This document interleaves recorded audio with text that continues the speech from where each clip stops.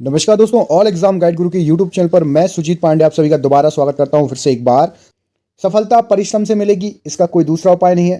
परिश्रम कीजिए। देखिए, सत्यमेव जयते शब्द कहां से लिया गया है?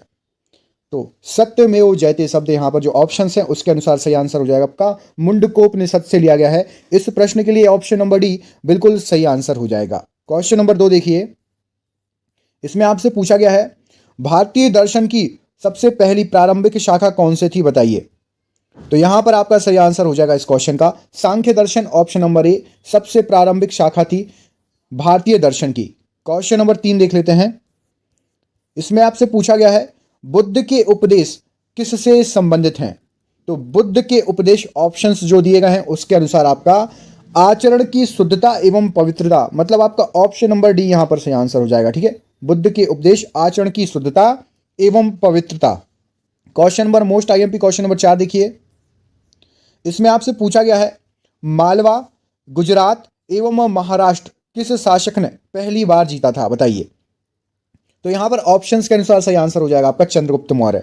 तो option number D Chandragupta Maurya ने सबसे पहले क्या जीता था? मालवा का क्षेत्र जो मध्य प्रदेश के पास, मध्य प्रदेश का क्षेत्र है, गुजरात का और महाराष्ट्र का, ये 3 राज्य जीते थे सबसे पहले। Question number 5 most IMP question देखिए, इसमें आपसे क्या पूछा गया है कुषाण शासक कनिष्क का राज्याभिषेक किस सन में हुआ था? आपको पता है कनिष्क बहुत ही ज्यादा प्रतापी राजा है और इसका जब राज्याभिषेक हुआ था तब से ही कौन सा संवत चालू हुआ है, कमेंट करके बताइए। 78 एडी। ठीक है, आपको कमेंट करके बताना 78 एडी से कौन सा संवत चालू हुआ है। अगला क्वेश्चन देख लेते हैं, question number 6 most IMP question है ये भी। सांची का स्तूप किस शासक ने बनवाया था, बताइए। यहां पर सांची के स्तूप के लिए बिल्कुल सही आंसर हो जाएगा आपका ऑप्शन नंबर बी, सम्राट अशोक द्वारा यह निर्मित किया गया था। कमेंट करके बताइए सम्राट जो अशोक हैं वो किस वंश से संबंधित हैं, किस वंश के राजा हैं सम्राट अशोक, कमेंट जरूर करिएगा। अगला क्वेश्चन देख लेते हैं, क्वेश्चन नंबर 7। इसमें आपसे पूछा गया है रामानुजाचार्य किससे संबंधित हैं, बताइए। तो रामानुजाचार्य यहां पर सही आंसर हो जाएगा आपका विशिष्ट देवत्ववाद, ऑप्शन नंबर सी यहां पर बिल्कुल सही आंसर हो जाएगा, से संबंधित है रामानुजाचार्य जी। क्वेश्चन नंबर 8 देख लेते हैं, मोस्ट आईएमपी क्वेश्चन है ये, आपको एग्जाम में पूछा जा चुका है। खजुराहो का कंदरिया महादेव मंदिर किसने बनवाया था, बताइए। ऑप्शंस के अनुसार क्या हो जाएगा सही आंसर? तो कंदरिया महादेव मंदिर नाम याद रखिएगा और चंदेल वंश याद रखिएगा। ऑप्शन नंबर डी इस प्रश्न के लिए बिल्कुल सही आंसर है। ठीक है, खजुराहो का कंदरिया महादेव मंदिर चंदेल वंश ने बताया था। कमेंट करके आपको बताना खजुराहो, प्रसिद्ध खजुराहो के मंदिर भारत के किस राज्य में स्थित हैं, कमेंट करके बताइए जरा सभी। अगला क्वेश्चन देखिए, क्वेश्चन नंबर 9। इसमें आपसे पूछा गया है चोलों का राज्य किस क्षेत्र में फैला था, बताइए। तो यहां पर सही आंसर हो जाएगा चोलों का राज्य आपके, ये भारत का नीचे वाला नक्शा है, इसमें आपका ये वाला जो तट कहलाता है, ये वाला, ये कोरोमंडल तट कहलाता है। तो कोरोमंडल तट और दक्कन का कुछ भाग, मतलब दक्षिण का ये आपका जो पूरा भाग है, इसमें जो है चोलों का राज्य विकसित था। ऑप्शन नंबर डी इस प्रश्न के लिए बिल्कुल सही आंसर हो जाएगा। कमेंट करके बताइए, मैंने आपको बताया कि इस वाले तट को कोरोमंडल तट कहा जाता है। कमेंट करके बताइए इस वाले तट का नाम क्या क्या नाम है, कमेंट करिए। आपको एक नाम याद हो, 2 नाम याद हो, 3 नाम याद हो, कमेंट जरूर करिएगा। अगला क्वेश्चन देख लेते हैं, question number 10। Super most IMP बहुत बार आया हुआ है क्वेश्चन, मीनाक्षी मंदिर कहां पर स्थित है, बताइए। तो मीनाक्षी मंदिर यहां पर सही आंसर हो जाएगा आपका ऑप्शन नंबर सी, मदुरई में स्थित है मीनाक्षी मंदिर। मोस्ट आईएमपी क्वेश्चन है आज का, आप सभी को पता है, बहुत बार पूछा गया क्वेश्चन है। अगला क्वेश्चन देखिए, किस दक्षिण भारतीय राज्य के उत्तम ग्राम प्रशासन था? तो किस, कहां पर था उत्तम ग्राम प्रशासन? तो उस समय के जो ऑप्शन नंबर सी चोल वंश थे, उस समय ग्राम में जो है बहुत अच्छा प्रशासन मेंटेन था। ऑप्शन नंबर सी इस प्रश्न के लिए सही आंसर हो जाएगा। अगला क्वेश्चन देख लेते हैं, मोस्ट आईएमपी है, देखिए चालुक्यों की राजधानी कहां पर थी, बताइए। यहां पर सही आंसर क्या हो जाएगा? तो चालुक्यों की राजधानी आपका एग्जाम में आया हुआ क्वेश्चन और आगे भी आ सकता है, वातापी, ऑप्शन नंबर ए इस प्रश्न के लिए बिल्कुल सही आंसर हो जाएगा, याद रखिएगा। क्वेश्चन नंबर अगला देखिए, क्वेश्चन नंबर 13। चालुक्य वंश का महान शासक कौन था, बताइए। ऑप्शन के अनुसार तो सबसे महान शासक था आपका पुलकेशिन द्वितीय। आपने कहीं ना कहीं इतिहास की किताब में इसका नाम बहुत पढ़ा होगा, लूसेंट में भी आपने इसका नाम पढ़ा होगा, पुलकेशिन द्वितीय का चालुक्य वंश का महान शासक था। निम्न में से कौन चंदेल शासक को चंदेल शासक जो महमूद गजनवी से पराजित नहीं हुआ था, बताइए। तो यहां पर सही आंसर हो जाएगा आपका ऑप्शन नंबर बी। विद्याधर नाम का एक चंदेल शासक था जिसको महमूद गजनवी पराजित नहीं कर पाया था। क्वेश्चन नंबर अगला देखिए, इसमें आपसे पूछा गया है दिलवाड़ा जैन मंदिर कहां पर स्थित है, बताइए ऑप्शंस के अनुसार। तो दिलवाड़ा जैन मंदिर आपका यहां पर सही आंसर हो जाएगा Rajasthan, option number C Rajasthan में स्थित है। कमेंट करके बताइए आप जो है राजस्थान के सीएम साहब का नाम। देखते हैं करंट अफेयर्स भी पढ़ रहे हो या नहीं। करंट अफेयर्स का क्वेश्चन है, राजस्थान के सीएम साहब का नाम बताइए कमेंट करके। क्वेश्चन नंबर 16 देखिए, इसमें पूछा गया है इब्ने बतूता की भारत यात्रा किस शासक के काल में हुई थी। तो इब्ने बतूता आया था आपका यहां पर MBT, मतलब मोहम्मद बिन तुगलक। ऑप्शन नंबर ए यहां पर बिल्कुल सही आंसर हो जाएगा इस प्रश्न का। क्वेश्चन नंबर अगला देखिए, क्वेश्चन नंबर 17, सल्तनत काल के अधिकांश अमीर एवं सुल्तान किस वर्ग के थे। तो सल्तनत काल में सबसे ज्यादा तुर्की वर्ग के थे, ऑप्शन नंबर ए, ठीक है। और मुगल काल में किस वर्ग के थे, कोई कमेंट करके बताएगा मुगल काल में मोस्टली किस वर्ग के थे, जो ऑप्शंस दिए गए इसके अनुसार। कहां से उनकी उत्पत्ति या आए हुए माने जाते हैं उन लोग। मोहम्मद बिन कासिम की बात हो रही है, द्वारा सिंध की विजय कब हासिल की गई थी। तो मोहम्मद बिन कासिम ने सिंध जीता था 712 ईस्वी में। यहां पर ऑप्शन नंबर सी इस प्रश्न के लिए सही आंसर हो जाएगा। अगला क्वेश्चन देख लेते हैं, क्वेश्चन नंबर 19। इसमें आपसे पूछा गया है महमूद गजनवी का दरबारी इतिहासकार कौन था। इनमें से जो ऑप्शंस दिए गए हैं, तो महमूद गजनवी का दरबारी इतिहासकार ऑप्शन नंबर बी उत्बी था, ऑप्शन नंबर बी यहां पर इस प्रश्न के लिए सही आंसर हो जाएगा। क्वेश्चन नंबर अगला देखिए, क्वेश्चन नंबर 20। इसमें आपसे पूछा गया है मोहम्मद गौरी किस दास ने बंगाल एवं बिहार पर विजय प्राप्त की थी। तो मोहम्मद गौरी का वो दास, उसका नाम था Bakhtiyar Khilji, option number C यहां पर इस प्रश्न के लिए बिल्कुल सही आंसर हो जाएगा। क्वेश्चन नंबर 21 देख लीजिए, 21 में आपसे पूछा गया है एक घटना डैश एक परिमाण रहित विजय कथन किस आधुनिक इतिहासकार ने अरबों द्वारा सिंध विजय के संदर्भ में दी है। तो ये कहा था आपका लेन पूल जी द्वारा, ऑप्शन नंबर सी यहां पर सही आंसर हो जाएगा। ये एक इतिहासकार हैं लेन पूल जी, इन्होंने कहा था ये वाक्य। अगला क्वेश्चन देख लेते हैं, ये आपकी स्क्रीन पर। किस मुगल शासक का मकबरा भारत में नहीं है, बताइए इनमें से जो ऑप्शंस दिए गए हैं। तो यहां पर आपका बाबर का मकबरा भारत में नहीं है, ऑप्शन नंबर डी यहां पर सही आंसर हो जाएगा। बाकी ऊपर के जो तीन लिखे हैं तीनों का मकबरा भारत में ही है। अगला क्वेश्चन देखिए, क्वेश्चन नंबर सवाई राजा जयसिंह द्वारा प्रथम वेधशाला जंतर मंतर कहां पर स्थापित की गई थी। दोस्तों यहां पर कंफ्यूज मत होना, दो जंतर मंतर हैं, एक आपका दिल्ली में है, ठीक है। लेकिन जब राजा जयसिंह की बात आए तो राजा जयसिंह जी जो है राजस्थान से संबंधित हैं, और जो जंतर मंतर है वो सही आंसर हो जाएगा आपका जयपुर, ऑप्शन नंबर ए बिल्कुल सही आंसर हो जाएगा। दिल्ली वाला जय जंतर मंतर भी बहुत ज्यादा फेमस है, वहां पर आप धरना प्रदर्शन के बारे में सुनते रहते होंगे। अगला क्वेश्चन देखिए, अष्टप्रधान मंत्री परिषद किसके काल में थी, बताइए अष्टप्रधान। तो यहां सही आंसर हो जाएगा ऑप्शन नंबर ए, शिवाजी ने जो है अष्टप्रधान मंत्री परिषद बनाई थी, ऑप्शन नंबर ए इस प्रश्न के लिए सही आंसर हो जाएगा। क्वेश्चन नंबर 25 देख लेते हैं, क्वेश्चन नंबर 25 में आपसे पूछा गया है इस्तमरारी बंदोबस्त किसने लागू की थी। तो इस्तमरारी बंदोबस्त यहां पर lord Cornwallis, option number C इस प्रश्न के लिए बिल्कुल सही आंसर हो जाएगा, याद रखिएगा। क्वेश्चन नंबर अगला देखिए, क्वेश्चन नंबर 26, 1857 के विद्रोह के समय ब्रिटिश प्रधानमंत्री कौन था। तो 1857 का जब आपका विद्रोह हुआ था उस समय आप में ब्रिटिश प्रधानमंत्री की बात हो रही है, तो पामस्टन थे वहां पर ब्रिटिश में। और आपको कमेंट करके बताना है कि 1857 के विद्रोह के समय भारत का गवर्नर जनरल वायसराय कौन था, कमेंट करके बताइए, ठीक है। इस क्वेश्चन का आंसर बी सही है, 1857 में वायसराय कौन था बताइए कमेंट करके। अगला क्वेश्चन देखिए, लॉर्ड डलहौजी के काल में ब्रिटिश साम्राज्य में अवध का विलय किस आधार पर किया गया था। तो अवध का विलय यहां पर सही आंसर हो जाएगा, कुशासन का आरोप लगा दिया था और अवध का विलय कर लिया गया था, ऑप्शन नंबर ए इस प्रश्न के लिए सही आंसर हो जाएगा। क्वेश्चन नंबर 28 देख लेते हैं, हिंदुस्तान सोशलिस्ट रिपब्लिक एसोसिएशन की स्थापना इनमें से किसने की थी, बताइए। तो यहां पर सही आंसर हो जाएगा, इस पार्टी की स्थापना चंद्रशेखर आजाद जी ने की थी, ऑप्शन नंबर डी इस प्रश्न के लिए बिल्कुल सही आंसर हो जाएगा। नाम क्या है, हिंदुस्तान सोशलिस्ट रिपब्लिक एसोसिएशन। अगला क्वेश्चन देखिए, भारत में न्यायिक संगठन की स्थापना किसने की थी। ऑप्शंस के अनुसार सही आंसर हो जाएगा, भारत में न्यायिक संगठन की स्थापना लॉर्ड कॉर्नवालिस, ऑप्शन नंबर यहां पर भी इस प्रश्न का बिल्कुल सही आंसर हो जाएगा। क्वेश्चन नंबर 30 देख लेते हैं, इसमें आपसे पूछा गया है नेहरू राष्ट्रभक्त हैं जबकि जिन्ना राजनीतिज्ञ, यह कथन किसका था बताइए? तो ये कथन था आपका मौलाना आजाद जी का। ऑप्शन नंबर यहां पर डी बिल्कुल सही आंसर हो जाएगा इस प्रश्न के लिए। क्वेश्चन नंबर 31 देख लेते हैं। इसमें आपसे पूछा गया है महात्मा गांधी ने राम राज्य के युगल सिद्धांत, महात्मा गांधी के राम राज्य के युगल सिद्धांत कौन थे? तो यहां सही आंसर हो जाएगा दो चीजें बहुत ज्यादा, सत्य और अहिंसा।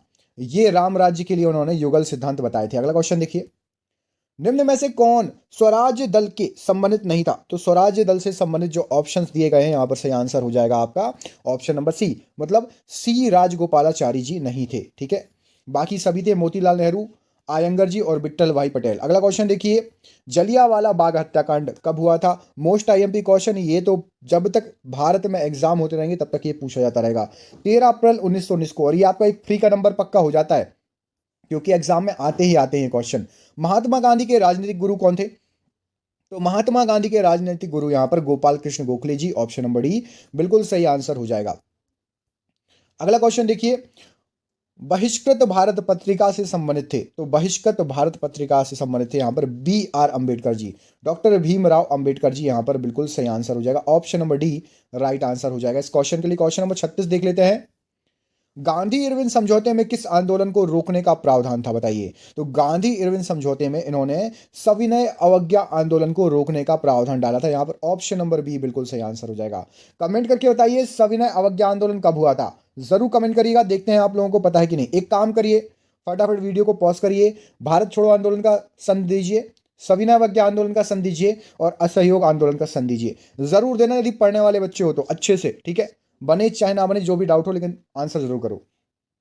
विदेश में प्रथम स्वतंत्र भारतीय सरकार किसने स्थापित की थी? तो सबसे पहले स्वतंत्र भारतीय सरकार यहां पर ऑप्शन नंबर डी राजा महेंद्र प्रताप सिंह जी ने स्थापित की थी, याद रखिएगा। अगला क्वेश्चन देख लेते हैं, ये रहा आपकी स्क्रीन पर।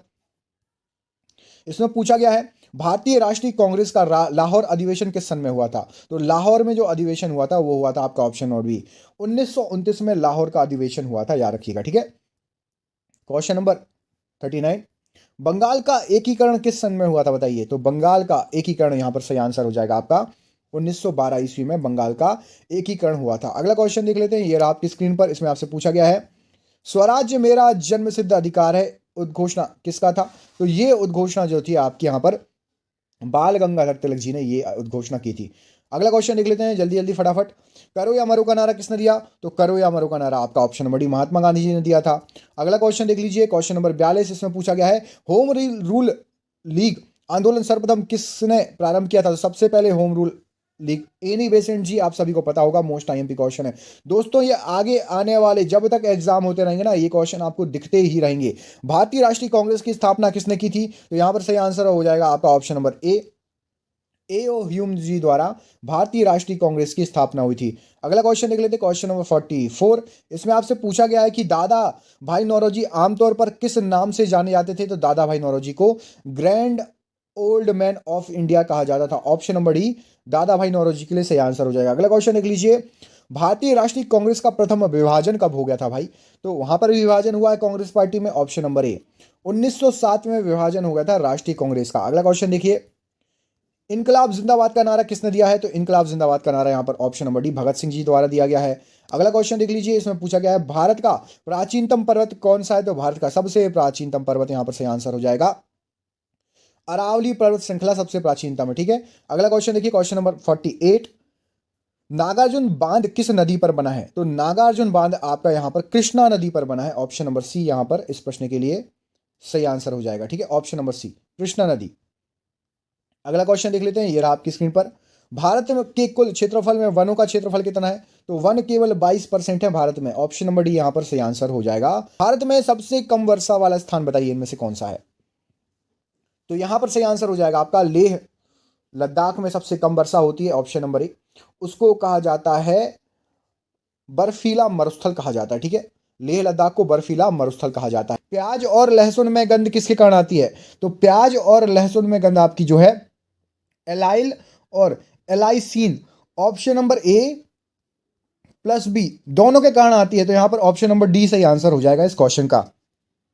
क्वेश्चन नंबर 2 देख लीजिए, सफेद रोली रोग किस फसल में होता है बताइए? तो सफेद रोली रोग जो होता है वो आपका सरसों की फसल में होता है।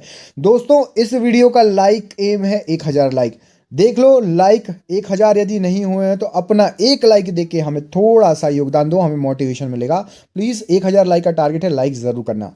क्वेश्चन नंबर 3 देखिए, हेपेटाइटिस का उद्भवन काल कितना होता है? तो हेपेटाइटिस का उद्भवन काल आपका 30 से 180 दिन। ऑप्शन नंबर बी इस प्रश्न के लिए सही आंसर हो जाएगा, होता है। क्वेश्चन नंबर 4 देख लेते हैं, नसों के डॉक्टर को क्या कहा जाता है? तो नसों के डॉक्टर को आपको जो है न्यूरोलॉजिस्ट, ऑप्शन नंबर सी यहां पर सही आंसर हो जाएगा। न्यूरोलॉजी होती है नसों का विज्ञान और न्यूरोलॉजिस्ट होता है नसों का डॉक्टर, याद रखिएगा, ठीक है। अगला क्वेश्चन देखते हैं, क्वेश्चन नंबर 5। इसमें आपसे पूछा गया है, शरीर के विभिन्न भागों में ऑक्सीजन कौन पहुंचाता है? तो शरीर के विभिन्न भागों में ऑक्सीजन पहुंचाने का जो काम है वो होता है आपके लाल रुधिर कणिकाओं का, मतलब रेड ब्लड सेल, आरबीसी का काम होता है। ऑप्शन नंबर ए बिल्कुल सही आंसर हो जाएगा। अगला क्वेश्चन देख लीजिए, ये रहा आपकी स्क्रीन पर क्वेश्चन नंबर 6। उपकला कोशिकाएं मानव शरीर में कहाँ पाई जाती हैं? तो उपकला कोशिकाएं आपके मानव शरीर के गुर्दे में पाई जाती हैं, फेफड़े में पाई जाती हैं और अग्नाशय में भी पाई जाती है। मतलब उपरोक्त सभी, ऑप्शन नंबर डी बिल्कुल सही आंसर हो जाएगा इस प्रश्न का। मोस्ट आईएमपी क्वेश्चन था दोस्तों, इसको जरूर कर लेना, एग्जाम में पूछा जा सकता है। जीव विज्ञान का पिता किसे कहा जाता है? आपके सामने ऑप्शंस दिए गए हैं, इनमें से क्या सही आंसर हो जाएगा क्वेश्चन नंबर 7 का?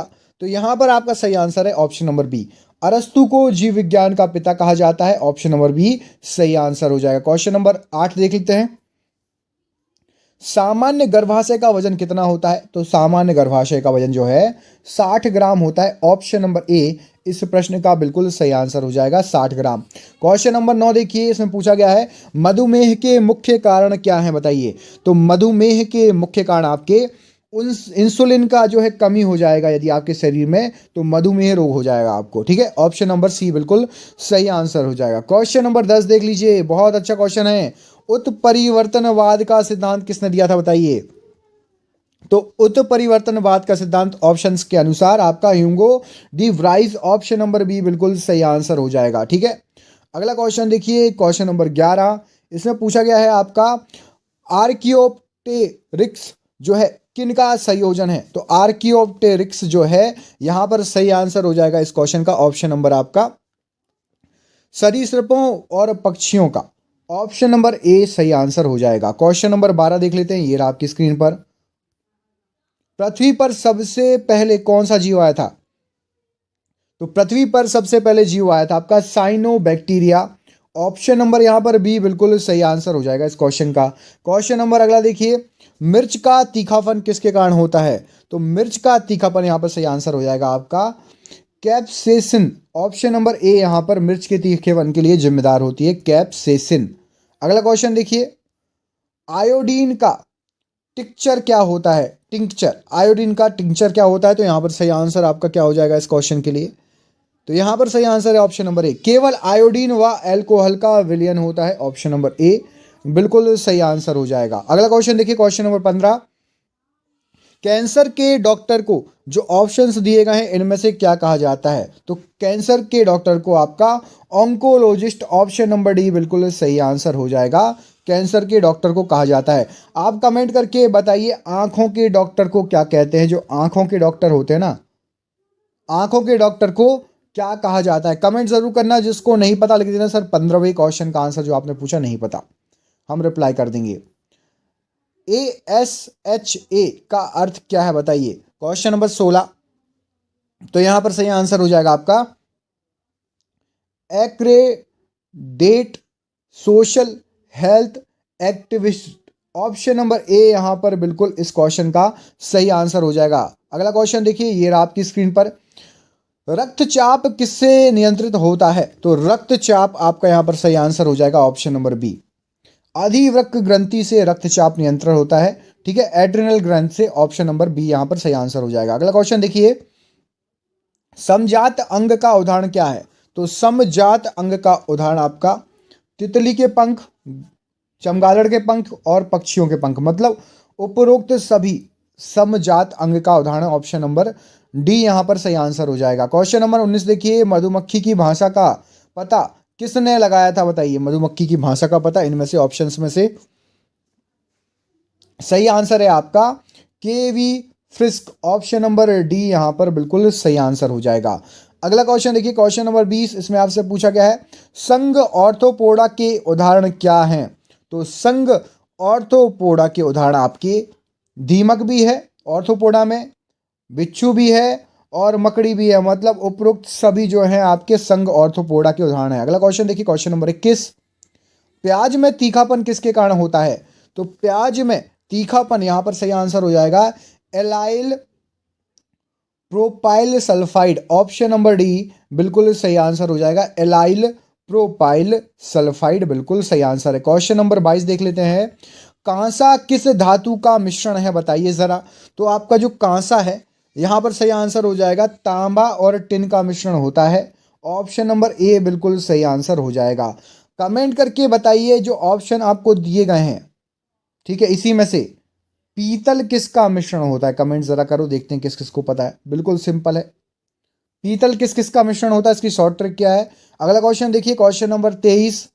शरीर में लेड के संचयन के कारण क्या हो सकता है? लेड अधिक हो जाए तो क्या हो जाएगा बताइए? तो शरीर में लेड का संचयन हो जाएगा तो नसों की कमजोरी। ऑप्शन नंबर बी यहां पर बिल्कुल सही आंसर हो जाएगा। ठीक है, ठीक है, वीकनेस ऑफ नर्व्स बिल्कुल सही आंसर हो जाएगा। क्वेश्चन नंबर 24 देखिए, संक्रमित दूध से कौन सा रोग हो सकता है यदि आप संक्रमित दूध पियो तो संक्रमित दूध से आपका एंथ्रेक्स रोग हो सकता है। ऑप्शन नंबर ए यहां पर सही आंसर हो जाएगा। क्वेश्चन कैसे लग रहा है, एक नंबर है या नहीं?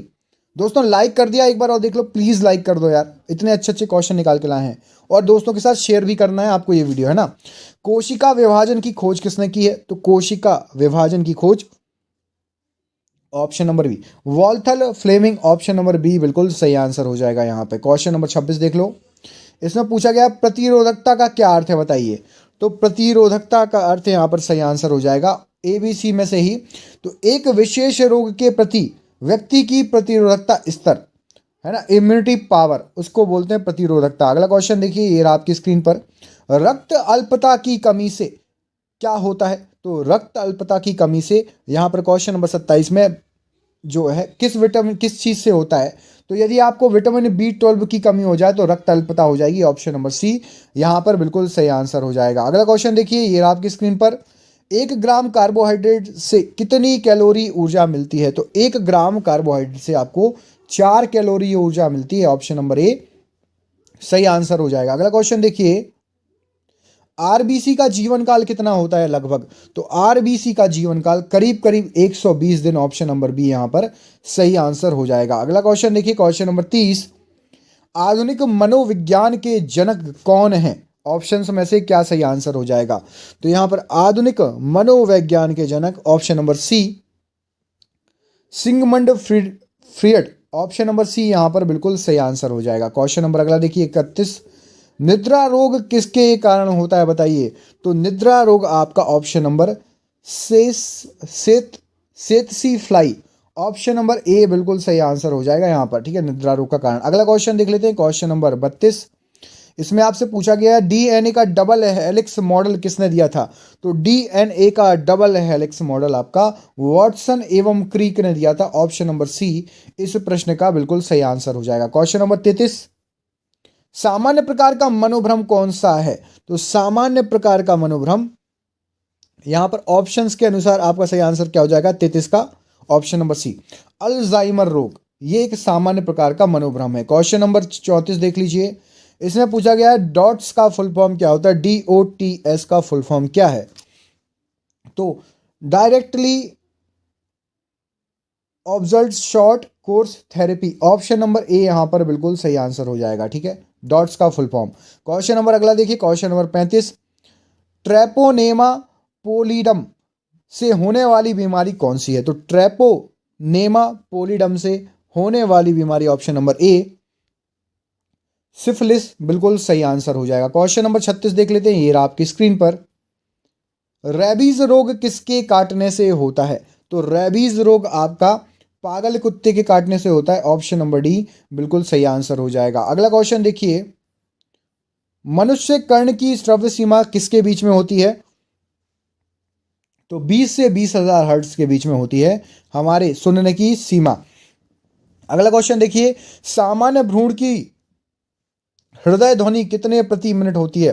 तो एक सामान्य भ्रूण रहेगा, उसकी हृदय ध्वनि 120 से 140 प्रति मिनट रहेगी। ऑप्शन नंबर ए यहां पर सही आंसर हो जाएगा। क्वेश्चन नंबर 39 देखिए, काली खांसी किसके कारण से होती है बताइए? तो काली खांसी का कारण जो है यहां पर आपका सही आंसर हो जाएगा option number D, pertussis bacillus. Option number जो है डी यहां पर बिल्कुल सही आंसर हो जाएगा। अगला क्वेश्चन देख लीजिए, ये रहा आपकी स्क्रीन पर। इसमें पूछा गया आपसे, लोहे के अयस्क के नाम क्या क्या हैं बताइए? तो लोहे के अयस्क के नाम यहां पर आपके उपरोक्त सभी, हेमेटाइट भी है, मैग्नेटाइट भी है, लिमोनाइट भी है। ऑप्शन नंबर डी यहां पर बिल्कुल सही आंसर हो जाएगा। क्वेश्चन नंबर अगला देखिए, क्वेश्चन नंबर 41, हल्दी का पीला रंग किसके कारण होता है बताइए? तो हल्दी का पीला रंग यहां पर करक्यूमिन, ऑप्शन नंबर डी, इसके कारण हल्दी का पीला रंग होता है। क्वेश्चन नंबर अगला देखिए, क्वेश्चन नंबर 42, मोल के सबसे छोटे कण को क्या कहा जाता है? तो मोल का सबसे छोटा कण जो होता है वो आपका अणु कहलाता है। ऑप्शन नंबर डी, अणु कहा जाता है मोल का सबसे छोटे कण को। अगला क्वेश्चन देखिए, जल में ऑक्सीजन की संयोजकता कितनी होती है? तो जल में ऑक्सीजन की संयोजकता यहां पर सही आंसर हो जाएगा 2। ऑप्शन नंबर डी बिल्कुल सही आंसर हो जाएगा। अगला क्वेश्चन देखिए, चंद्रमा पर जाने वाला प्रथम यान कौन सा था? तो सबसे पहले जो यान गया था उसका नाम था आपका Luna 2, Luna second. Option number B बिल्कुल सही आंसर हो जाएगा, ये चंद्रमा पर गया था। क्वेश्चन नंबर 45 देखिए, अब तक कितने तत्व ज्ञात किए गए हैं? तो अभी तक टोटल आपके 118 तत्व ज्ञात किए गए हैं। ये अपडेट होता रहता है, इसको आपको चेक कर लेना है। जब भी आप वीडियो देखो, हो सकता है कम बढ़ हो जाए, तो गूगल पे सिंपल लिख देना आप, ठीक है? अभी तक कितने तत्व ज्ञात हैं, तो आपको गूगल पे सबसे ऊपर आंसर मिल जाएगा। चींटियां अपने समूह की चींटियों को कैसे पहचानती हैं? तो चींटियां अपने समूह को की चींटियों को गंध द्वारा पहचानती है। ऑप्शन नंबर सी बिल्कुल सही आंसर हो जाएगा। अगला क्वेश्चन देखिए, दूध किसका घटिया स्रोत है, मतलब उसमें सबसे कम होता है, नहीं मिलता? तो विटामिन सी, भैया खट्टापन थोड़ी ना होता दूध में। ऑप्शन नंबर सी बिल्कुल सही है, विटामिन सी जो है दूध, जो घटिया स्रोत है दूध। अगला क्वेश्चन देखिए, यूरिया में उपस्थित होने वाले तत्व कौन कौन से हैं? तो यूरिया में क्या क्या रहता है? तो यूरिया में आपके सबसे बड़ा वाला ऑप्शन सी, एच, एन और ओ, ये चारों चीजें रहती है यूरिया में। अगले प्रश्न में आपसे पूछा गया है, रेत और नेप्थलीन के मिश्रण को किससे अलग किया जाता है? कौन सी विधि है? तो इसकी विधि आपकी होगी ऊर्ध्वपातन, ठीक है? ऑप्शन नंबर ए, इस विधि से आप रेत और नेप्थलीन को अलग के मिश्रण को अलग कर सकते हैं। और ये रहा आपका आज का आखिरी क्वेश्चन, बेंजीन में सिग्मा और पाई बंध की संख्या कितनी होती है? तो बेंजीन में सिग्मा और पाई बंध की संख्या आपकी 12 3 होती है। ऑप्शन नंबर सी यहां पर सही आंसर हो जाएगा। दोस्तों, ये हो गए आपका पार्ट 4। कैसे लगे क्वेश्चन? यदि आपने पुराने पार्ट नहीं देखे, पहली बार आए, तो फटाक से सब्सक्राइब कर लीजिए चैनल को। वीडियो को लाइक नहीं किया तो अभी तक लाइक जरूर कर देना। और आपसे क्वेश्चन पूछ रहा हूं और इसके आगे वाले पार्ट आपको यहां पर मिल जाएंगे, एक पार्ट यहां पर, एक पार्ट यहां पर और तीसरा पार्ट यहां पर आपको मिल जाएगा। आपको कमेंट करके बताना है कि आधुनिक आवर्त सारणी आपने सुनी है, उसके रचयिता कौन है? कमेंट करके बताइए, देखते हैं किस किस को पता है। और जिसने पार्ट नहीं देखे, आपको स्क्रीन पर अब पार्ट शो करेंगे, यहां पर क्लिक करके आप जो है पार्ट देख लीजिएगा। बहुत बहुत धन्यवाद दोस्तों, आपका दिन शुभ हो। बहुत बहुत धन्यवाद।